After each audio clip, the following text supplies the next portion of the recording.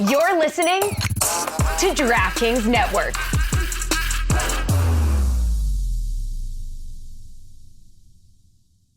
Feeling good about your fantasy draft picks, but not sure what to eat? Make it easy on yourself. Order in on DoorDash. Now you can root for your squad while your food and drinks are on the way. Yes, that means burgers, chips, dips, soda, pizza, wings, and so much more, delivered straight to your door. Today's episode of the Dan Le Batard Show with Stugotz is brought to you by Peloton. A party on a bike, or rower, or treadmill, or app, or walk, or weight room, or anywhere. Peloton. This is the Dan Le Batard Show with the Stugotz podcast. Always excited to see this man's pale and radiant face with that wonderful hair and all of his statistics and knowledge. He makes everything around him better. Mike Schur returns as our star intern in order to give us a stat of the day. Before we get to that stat of the day, though, you must have, and I don't know whether you had an emergency podcast or not on this. You and Joe Posnanski do one of the best baseball podcasts anywhere in this or any other country. But did Ohtani's contract, industry-shaking contract, a contract that you as a union man must find fascinating on deferred payments for labor, did Ohtani's contract merit an emergency podcast? It did. We're recording it literally when I'm done here today, so it'll be up in the next day or so. Yeah, it's interesting from a union point of view, but it's more interesting from a team point of view, because I was actually shocked that the league allowed this. I don't think the union cares as much as long as the guy gets paid. And in fact, deferring payment means more guys can make more money. So I think it's probably fine from a union standpoint. I'm surprised a little bit that the league allows this amount of deferral. $680 million deferred is pretty insane. I mean, that, you know, for competitive balance tax purposes, it's still like $46 million a year or whatever. So, you know, that's something. They're not totally cheating the rest of the league out of the money that they're giving him. It's just, it's pretty clearly gaming the system with a unicorn. Like the guy, he took the money deferred because he makes so much money in endorsements, he doesn't care about a salary. And so it's not like this is going to happen all the time, especially in baseball where no one has endorsement money. But it still is a little shocking that the league allows this to happen. I don't know what it means long term. It might not mean anything because he's such a special case. I can see the story really moved you. I have to. The emergency podcast. You can't do it 2 or 3 days later, Mike. You just can't do it. An emergency podcast has to be done the second the news breaks. That's it. Tell me you've never listened to my podcast without telling me that you've never listened to my podcast, I guess. But Mike, I'm getting to it. An emergency appendectomy is not done 4 days later. The person's dead. Yeah. Thank you. Yeah. Again, like that's the whole point of the podcast, is that we're incredibly lazy and we don't really get to things. In most of the emergency podcasts we do, we don't actually get to the subject of the emergency for like 45 minutes. Speaking of dead, and I don't want this to take a morbid turn, but what happens if something happens to Shohei Ohtani? You don't want it to take a morbid turn. Why, Billy? Someone asked me out in the other room, and I didn't know the answer, so I'm asking you. You're the baseball guy. You're the union guy. Legit question. What do you mean? By What Billy. happened? It's insured. It's an insured contract. It's guaranteed money. It's an insured contract. Well, His you family play 1 year, though. It's not, right? It's insured. His family, whatever it is that he is owed, I'm assuming, Mike, perhaps you have information like here. Sounds like no one knows the answer. No, this is a great Maybe question. It wasn't such a bad question. Right. Because It's not a great question. What? Don't just say it's a great question. What, It's not a great question. hypothetically, Shohei Answer Ohtani it. dies in 2 years. Oh my I didn't say God. that. Oh my I didn't say God. that. What are we doing? What happens to the contract? What are we doing? I mean, the guy just signed like a 75-year deal, and we're all worried if America will be around. I think this is an important question. Agreed. Good question. Mrs. not Ohtani answering has to this. get in a uniform. What happens? I don't think you know the answer. What happens if something tragic? I don't think I do either, but if I did, I wouldn't answer that. That's what's happening here. Maybe Samson will know. I'm going to text Samson.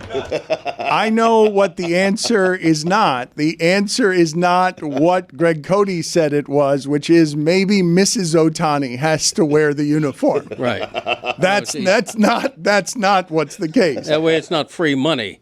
You know, you got to earn. Right. You know, the Ohtanis, if not Shohei, then the Surviving Ohtani's have to pick up the slack, Jack. Yeah, I think he's right. I think that's Thank you. legally correct. Thank you, Mike. Surviving Ohtani's. Yes. Show high is what Stugotz does. I do.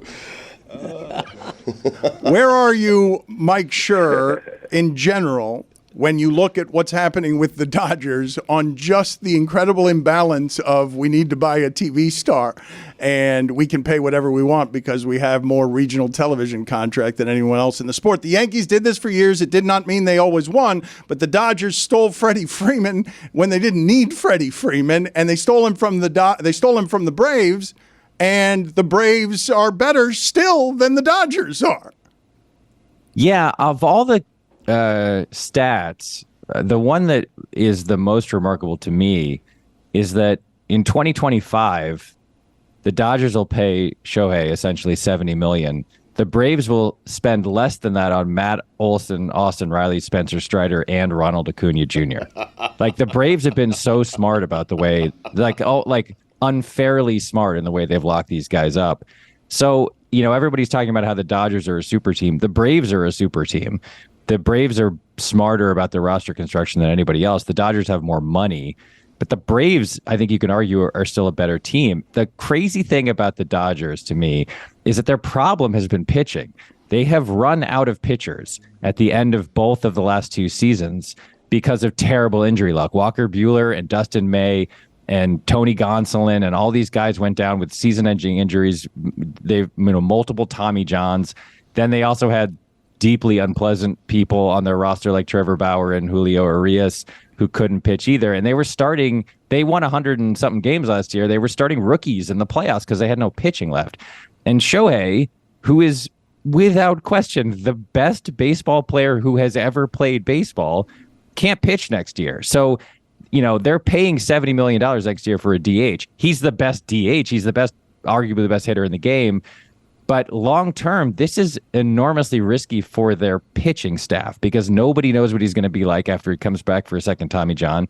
And they still have pitching problems because they don't know how these other guys are going to be either. So, look, when he's healthy, he's the most valuable player in the game by a factor of essentially 2.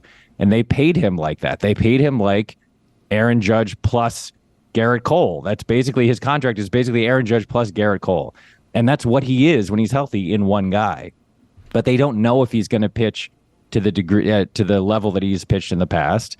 And that's a big question mark. Look, when you have Mookie Betts, Freddie Freeman, and Shohei Ohtani as the 1, 2, 3 in your lineup, that's incredible. That's 3 MVPs at 3 different positions that are 3 of the 8 best hitters in baseball, maybe, or 7 best hitters in baseball. So I get it, and I think it was worth it. And the money that they're paying him, they'll make back tenfold on marketing and everything else. But it's weirdly doesn't fix all of their problems, at least not right away, because their main problem in the last couple of years has been pitching. Mike, wouldn't you argue, the Dodgers are being positioned as this sort of nefarious team for pushing all of this money back for years, but couldn't you argue that what the Braves have done is sort of the more nefarious version of it by taking advantage of young guys who need the big contract, quote unquote, and signing them for, what Ozzy Albies is making is criminal compared to the type of player he is. All those Braves players should sue their agents. It is absurd that they got those contracts locked in to the degree they did. Acuna especially. Acuna makes like $12 million next year, and then I think like 17 after that, and he's a $40 million player. So yeah, I have not understood why those guys took those deals. I get it. It's obviously life-changing generational money, but man, oh man, are those guys worth more than they're being paid. And they're all locked in for, 10 years. Every one of them. Albies' deal runs out, I think, after next year, but it's absurd. And so, look, it's not illegal. It's just outrageous that their agents took those deals to me. Give me all your thoughts on Juan Soto, who turned down a contract the equivalent of Patrick Mahomes. Well, I think it makes a lot of sense to turn that down because he knew that Shohei would hit free agency before he did. And obviously he doesn't pitch.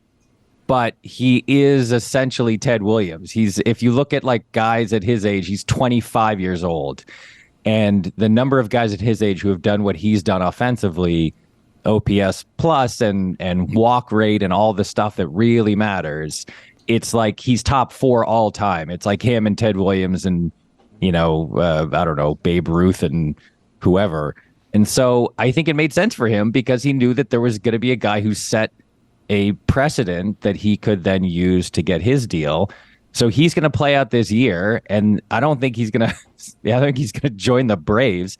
I think he's going to, make 50 to 100 million more than he would have if he had taken that deal because of Shohei's contract. So I hate that he's on the Yankees. That's bad for me and for everybody who likes justice and goodness and happiness in the world.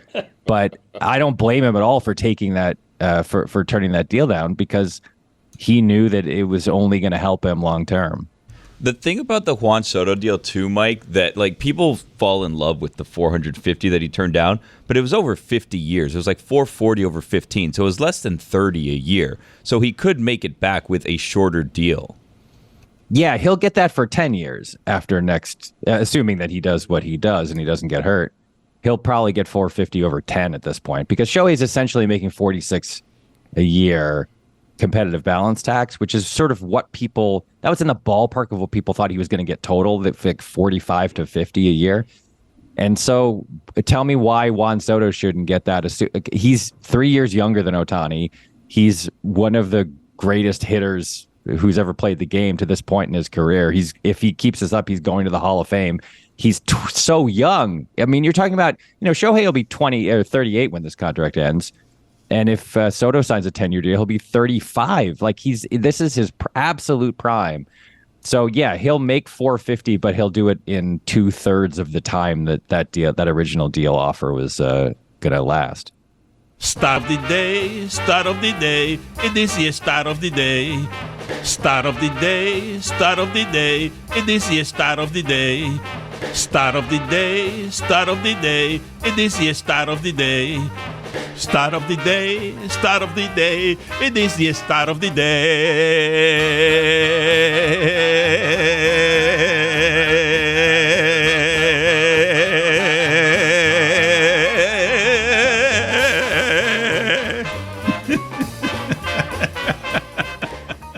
First of all, Roy, thank you for turning on original sound so I can hear the music. You got it.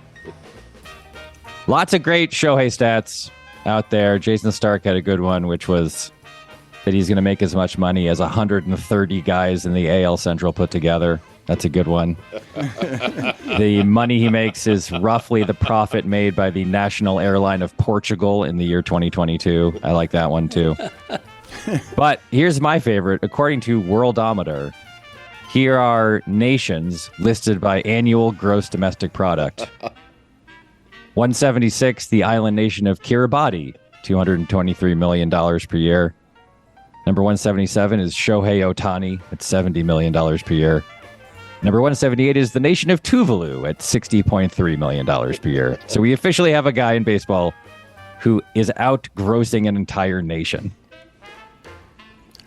Mike, did David Sampson get back to you on what happens if Billy kills Shohei Ohtani? What? Did not. That's and murder. would not. Frame it that way. By the way, Set of the Day is brought to you by Venmo. Yes, David Sampson, and I kind of a little heartbreaking sending this text, a little editorial by me. He has experience in this, given what happened to Jose Fernandez. But if something tragic were to happen to Shohei Ohtani, his estate gets paid, but the team collects life insurance. Huh.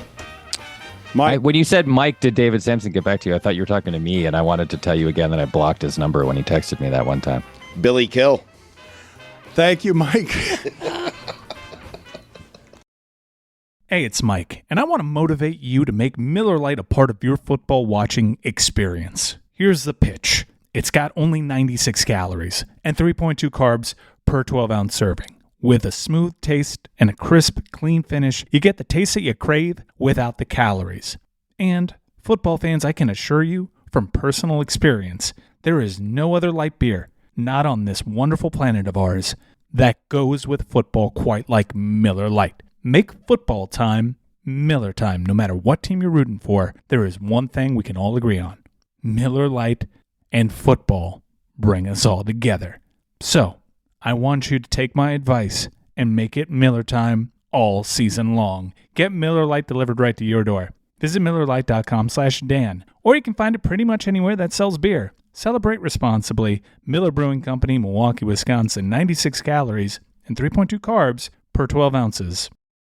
Don Le Batard. Were you guys building out the A-Rod bathroom of your imaginations? Is that what I heard you discussing during the break? Towels with an A on them. You know the thing you slide the toilet paper on? That's a baseball bat.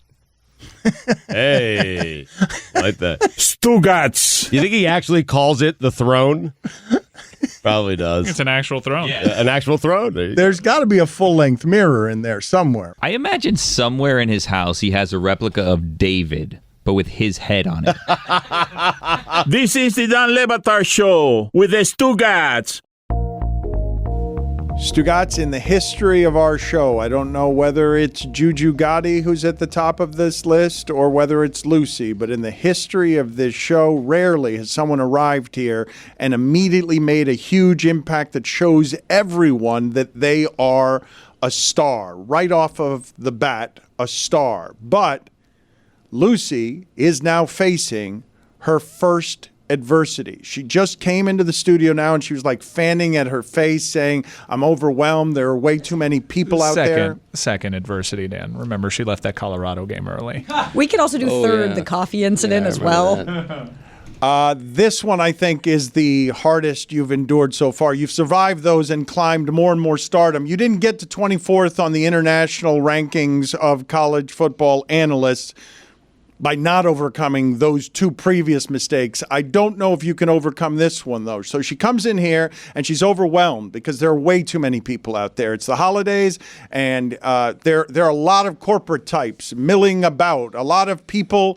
There's a lot of money milling about out there, and Lucy keeps scampering back in here to do show, but she doesn't feel totally confident here because she's not feeling great about the content that has emerged from her latest very expensive Meadowlark trip where she expenses a great many things traveling all over the earth. So where are you with this, Lucy, the video we're about to show, Lucy? First, let me say, I saved a ton of money. I didn't buy a single hat this trip. Wow. Not one. Actually, that's not true. Take that back. I bought one before the trip, and I'm going to expense it, but I didn't buy one there. We can expense hats? Yes, I have expensed so many hats. What? All my hats, I've expensed. Every single one. They all make it to the video. Yeah, the fit checks. It's part of the gag. The fit check is like the most brilliant plan ever because I can just buy clothes and cool hats. So if and I everyone's like, that's great. If I show my shoe, does that mean I get to? All right, I'm going to show the shoe. All right, so now I can that's put that nice. in the Yeah, thing. nice shoe. Paid for it. What a scam. No, only if you show your shoe the next time a hockey player gets inducted into the Hall of Fame. Foot. Lucy, how do you feel about what you made? Because we're about to throw it to video here, and you don't seem confident today. And I've seen you, and you've seemed confident almost the entire time here. Thank you. Yeah, not today. Not our best video. Not our fault. I will say that I came in a little nervous for Army Navy just because it's very different than the normal like college football games we go to.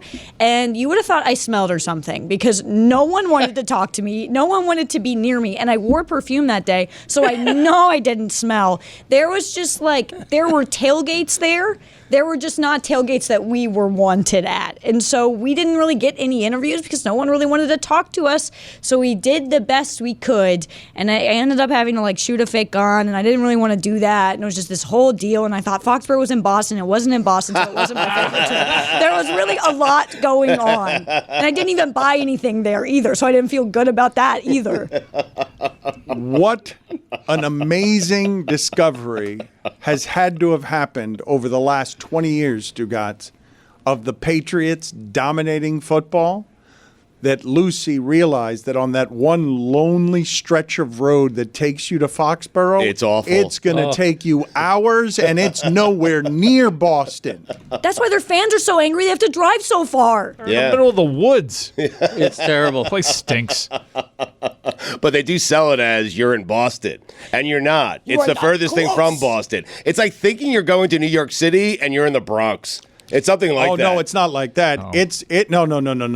It's like thinking you're going to New York City and you're in a marshland swamp in the ocean. This place. So you're in Jersey. This place is obscure and off in the shadows, and it's one way in, one way out. This place is so lonely, awful, cold. And how long did it take you to get there? So I didn't look anything up ahead of time. That's my own fault. I did talk to Jess about it, and I told her my plan to walk around Boston, and she didn't really say anything to me about how far Foxborough was. So, okay, a little upset with her, but that's all right. We'll get through it.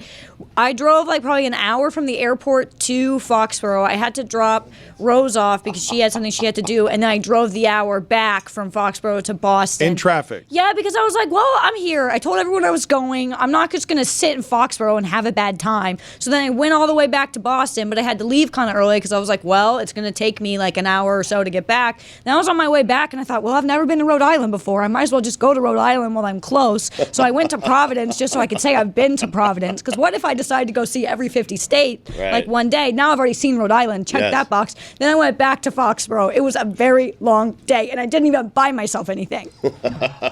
Let's play that video.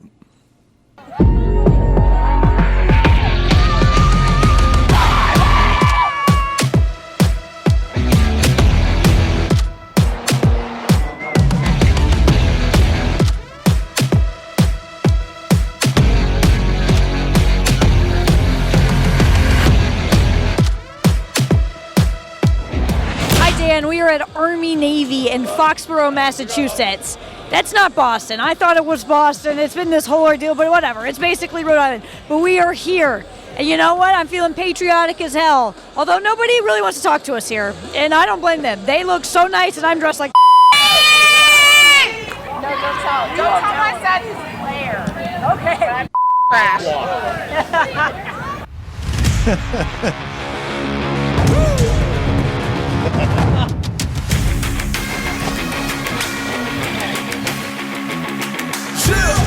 I'm about to shoot my first gun. No, I'm not. That was a joke. Hi, God. How you doing? Oh my God, this is so intense. Oh, ew, my head. You do this all the time? Yeah, pretty much. Hated that.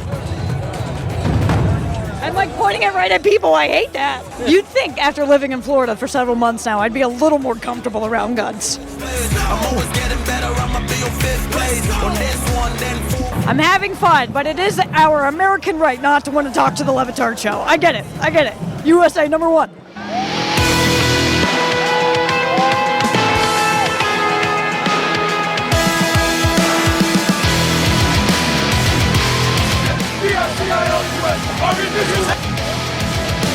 Do you watch the Dan Le Batard show with Stugotz?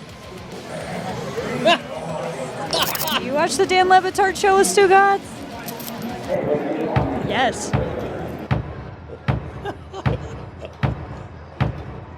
Oh yeah, oh yeah, oh yeah. Oh yeah, hey, Mazaraba, my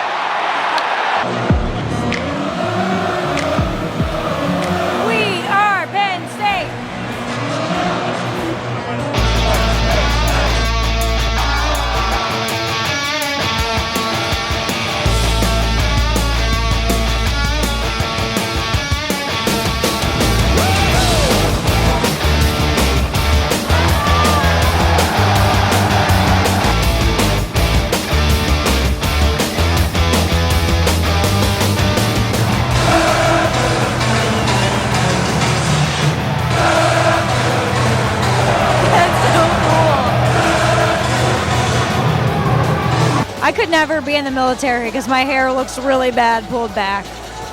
Also, physically and emotionally and mentally, I'm quite weak.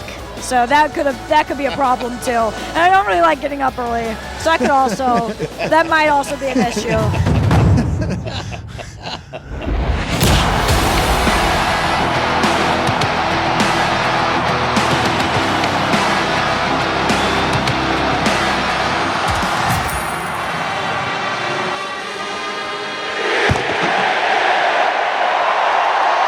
Well, Dan, they've got John Cougar Mellencamp on. That is the end of Army-Navy. It was awesome. It was like all the pageantry of college football to the nth degree. It ruled. I cried so hard. It was so patriotic. Still somehow not as patriotic as Clemson was, but a very close second. Even though nobody wanted to talk to us, we had a great time here. USA, USA, USA. Heading down south to the land of the bound. Down out the road. I think I know the words. So I see. Dan, we haven't left the field yet because the vibes are so high and the music's so good.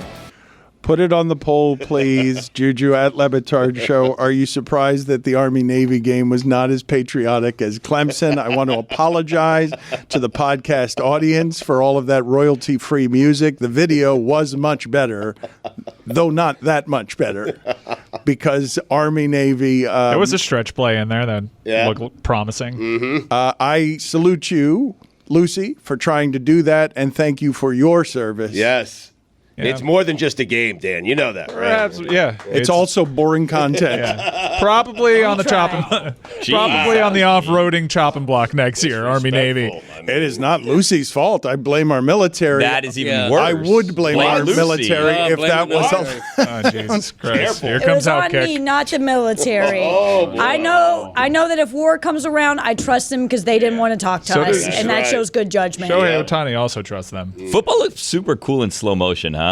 It does. Oh, it looks great. The video in slow motion looks great, but if you're looking for flimsy content that is all packaging and soulless, Yeah, but nothing quite connects. It's Lucy or the military or Rose. Who are we taking out right now? Nothing quite connects like a full back dive in slow motion to royalty-free podcast music. Don Lebatard. I did not propose in a hot air balloon, but I did go on a hot air balloon trip, a ride in San Francisco, Northern California. On my honeymoon, we got stuck in a tree, and I haven't been back since. I mean, to the entire area, by the way. Stugotz. you just avoided the entire, not just the tree, not just hot air balloons. You've avoided the entire West Coast. This is the Don Lebatard Show with the Stugotz. Stugotz, I would like to show you, jumping off of that segment, which was largely video and probably unsatisfying to our audio community, which is our largest community and is a giant in the space. And we actively alienate by just watching videos that don't have the right sound on audio. I wish to get to a couple of pictures here that I will allow the podcast audience to look this up themselves so they could produce their own television show without our help if they're not watching on YouTube. The first thing I want to do is I want to show you a... YouTube.com/@Lebitard Show. Make sure to subscribe. Get alerts on when we're doing stuff. We're going to be doing a lot of YouTube exclusive stuff in the future, so it's a nice little way to supplement your fandom. I want everyone who's listening to this, before I put the photo up, to just Google, if you're just listening to this, Jim Leyland baseball card, 42 years old. So I can show the audience right now what Jim Leyland looked like when he was allegedly 42 years old. So this is younger than Roy. I don't. This is a young Jim Leyland. Steven's doing his Stephen A's list, Dan. Top 5 teams in the NFL. Big news at number 5. The Dolphins. Stugotz, I'm doing a different show now. If you could completely just, different show. I know. What's Stugotz on this? Listen, That's big. It is big. I mean, you kept them in the top 5. We don't need to continue our grift on Stephen A's content. Okay. Tom Brady is presently 46 years old. That picture right up there is of Jim Leyland at 42. Take it in. I have another one for you, and I want you to guess the age here of one Sparky Anderson as I put another one up here for you. Oh, boy. The former Detroit Tigers manager. How old do you think Sparky Anderson is there, Stugotz? 79. Greg Cody, do you have any guesses here? Yes, I do. He's 67. 67. In that photo, Sparky Anderson is 48 years old. What? You are a liar. A liar. Get out of here. How about this photo of Sparky Anderson? How old do you think Sparky Anderson is in this particular With photo? a pipe. 27. This is Sparky Anderson with a pipe. This is Sparky Anderson at 50. So this is Stugotz's age right here. Oh, boy. This is who looked... I feel pretty good about myself. Just to be clear, we're following up watching a video with guess what we're looking at on the podcast. Correct. Okay. I already established that. Same age as Halle Berry. I'm now going to show you guys a photo of... You're currently the same age? Of me at 54. This is a photo of me at 54 here when the pandemic got craziest. You should feel pretty good, Dan. In comparison, Thank you. Come on. I appreciate that. This is... Please send us as many of these as you can. I don't think anyone can top Sparky Anderson and Jim Leland. I believe out of all these three pictures there, you in the center are the oldest. By a good amount, I would say. Because, again, Jim Leland is 42 there. Sparky Anderson is 50. I'm calling a play for Dan Batard right now. That is crazy. Greg Cody, before I get to Mike Ryan and his thoughts on taking out an athlete that these days no one's taking out. Loser. Uh-oh. Oh, boy. Big time loser. Mm-hmm. Mike Ryan, I don't know if people can guess. Can people try and guess who it is that Mike Ryan is calling a loser? Because this is not someone that a lot of people call a loser. But because the Dolphins are such a national story today, and because I will maintain there hasn't been a game like that one all year. Double-digit dogs. Look, there are upsets in that sport, but double-digit dogs at home that are good at the end of a season when everyone's broken and a team doesn't have anything to play for, like that game has not happened this season. Vrabel always has something to play for, though. Underdog That's true. Vrabel. I feel like a world-class idiot because I had the swap helmet in the bucket of death, and I've been doing very well. I swapped my G-men for the Dolphins. It's hugely embarrassing. I got to dress up and get all kinky for Dan. Greg Cody, this is your wheelhouse. Well, the Dolphins have earned all the doubts about them, okay? They haven't won a playoff game since 2000, 23 years, almost a quarter of a century. And they have this recent history of fizzling in December, of failing when it matters the most. So all of the ghosts come back with a game like last night. Okay, all of the scars are open again. All of the wounds are open again because longtime fans remember, wow, this is familiar. We're having a good season. We lose a game we shouldn't, and then it all goes to hell. So if the Dolphins are special this year, and I think they are, this is the time to prove it.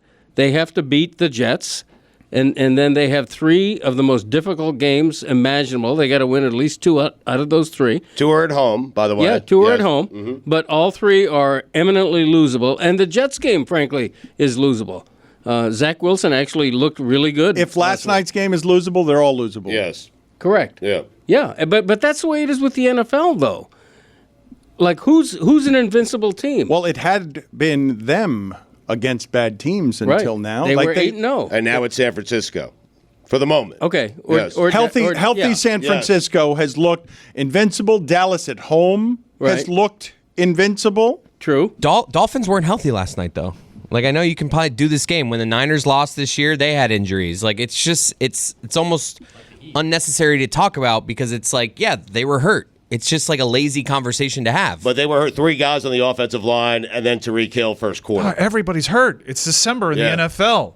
Are you looking at the Cleveland Browns? How inspired are you right now? They're on Joe Flacco, 4 quarterbacks. No, but Myles Garrett's out there with one arm out there. Mike. Nick Chubb went out week 2, and you want to complain about one offensive lineman? Shut up.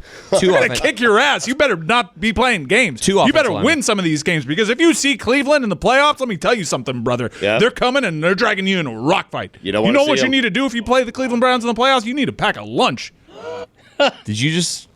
Are you... Packing a lunch for a rock fight. Celebrating the Browns? I mean, you could plug in any team. You can plug in the Pittsburgh Steelers, and the Colts seem like they're feisty too. Mm-hmm. I believe some of your allegiances are showing here. Texans are difficult too. Texans are probably going to make it. Not as passionate about. You don't want to face them. You don't seem to have the same. Well, it's just, I mean, the Dolphins. Oh, we had so and so was hurt. Everybody's hurt, man. Do we bring a lunch to the Texans? The Titans were hurt, and you failed to beat the Titans. I mean, you want to prove to me that you're not a loser franchise? How about you win some of these games? They won 8 in a row against teams that they should beat. Sounds like you're Dolph out. 8 in a row. Can we do this? I'm just issuing an open challenge. And by the way, you're going to lose to the Browns. Can we I will put be at that game as a neutral observer. the game together that allows us to select Survivor style officially, and furthermore, whether people around here are Dolphin or Dolph out? We will go to the Super Bowl if the Dolphins have a chance to get to the Super Bowl. Our show will go to the Super Bowl if the Dolphins are in play. But I do believe that what Greg Cody is saying here is true. I heard it too much last night. Stugotz, my phone lit up. The fan base of the Miami Dolphins that is generational, right, is fearing and doubting and waiting for that game to happen. And the moment it happens, they forget about the previous 2 months. They really do. Stugotz, I saw it. I'm like, wow, all of these people are saying, I felt this before in December. You have to understand that in my case, Stugotz, it's not just that I'm the urinator and objective observer guy. I haven't believed in this team for 20 years, and I've been right for 20 years on this team. And the only reason I'm in this year is because of how different it has all looked. Because I know their coach is good, I know their offense is good, but yesterday, their key player gets injured on one of these plays that's going to be illegal in a couple of years. That kind of tackle is soon going to be gone from the game. And as soon as he goes to the sideline, he took all my hope with him. I'm like, the way that game was ending and what Tennessee did, where I'm like, why is Jalen Ramsey not on DeAndre Hopkins? Why is he 15 yards behind him? How did Tennessee just get down the field in 2 plays on a defense I keep getting told is good in a spot where everyone needed the defense to be good? And I'm watching a football team have happened to them at the end of that game, Stugotz. Every hope I've had for every 45 to 15 result the Dolphins have had against bad teams, as soon as Tyreek Hill went to the sidelines, I'm like, they're not coming back in this game. Tua has not had enough time in the pocket for him to go down the field and even get a field goal. They were down by a point, and I lost my confidence in everything that was happening, Dolphin-related. And here's another thing, Stugotz, because I wasn't watching it. I had just left our watch party, and I was listening on the radio. Big dog. The local radio. But this is what I want to tell you that I heard. How'd you like that 15 seconds of silence while they both watched the replay? Yep. This is what I want. Can you just tell me down in distance, please? I mean, this is one time, please. Okay, I do not want to kill. I'm not doing that. We're not doing it. I don't want to kill Jimmy Cephalo and Joe Rose the way that Billy Kill. I did no such thing. Billy Kill killed no such Shohei Ohtani. Closest I came was cutting Jason Sanders. Killy Gill. The thing that I heard on the radio around the 15 seconds of silences that are not good for radio, and I legitimately was having a hard time telling, is this because these broadcasters are indeed older, or is it a despondence I hear after a lifetime of both of them watching and playing Dolphin football? What I heard on my radio from a couple of Dolphin legends sounded to me like somber, stunned despondents. I don't think they were just tired at the end of the night the way that old people get. Right. Although it could have been that. It is possible that it is that. But they sounded so defeated and so despondent as if all of their worst fears, they just witnessed it and they did not have the words to describe it around the silence that might have been there just because they were watching the replays. I don't blame the fans. I don't blame Jimmy. I don't blame Joe. Dan, the Jets are a tortured fan base. We're always expecting the worst possible thing to happen. That's because usually the worst possible thing happens. Aaron Rodgers, you finally get him. He tears his Achilles 4 plays into the season. So I don't blame fans for being scarred. They expect the worst. That's the way fans are. I do not blame them at all. I know this season seems different, but fans are the same, and they'll always be the same.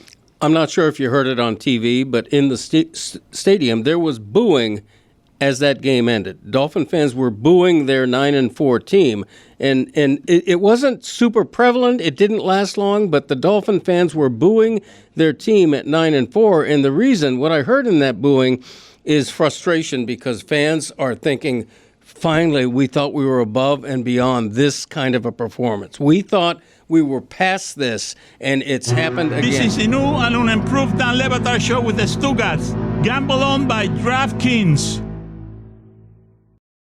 Hey, it's Mike, and I want to motivate you to make Miller Lite a part of your football watching experience. Here's the pitch. It's got only 96 calories and 3.2 carbs per 12-ounce serving. With a smooth taste and a crisp, clean finish, you get the taste that you crave without the calories.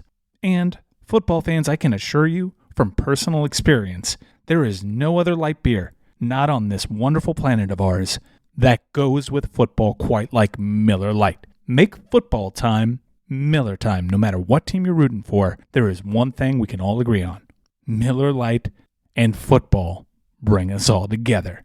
So, I want you to take my advice and make it Miller time all season long. Get Miller Lite delivered right to your door. Visit MillerLite.com/Dan, or you can find it pretty much anywhere that sells beer. Celebrate responsibly. Miller Brewing Company, Milwaukee, Wisconsin. 96 calories and 3.2 carbs per 12 ounces.